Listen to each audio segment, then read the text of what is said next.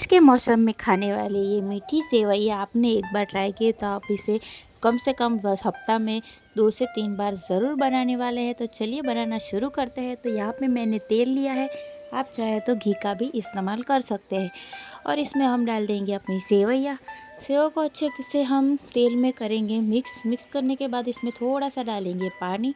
पानी डालने के बाद इसमें हमें डाल देना है थोड़ी सी चीनी।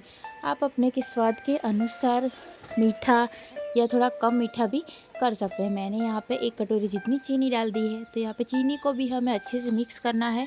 तो मिक्स करने के बाद आप यहाँ पे देख सकते हैं अभी भी हमारी सेवइयाँ थोड़ी सी कड़क जैसी लग रही है। तो इसमें हम थोड़ा और पानी डाल देंगे और इसे थोड़ी देर के लिए 1 से 2 मिनट के लिए पकने के लिए छोड़ देंगे। तो आप देख सकते हैं हमारी सेवइयाँ अच्छे से मिक्स हो चुकी है पानी में। तो अब इसमें हम डाल देंगे ड्राई फ्रूट्स तले हुए।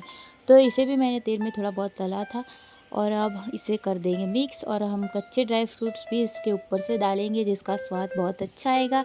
तो हमारी बारिश के मौसम में खाने वाली ये मीठी सेवइयाँ बिल्कुल रेडी है। तो एक बार ये रेसिपी ज़रूर ट्राई करना। मिलते हैं नेक्स्ट वीडियो में।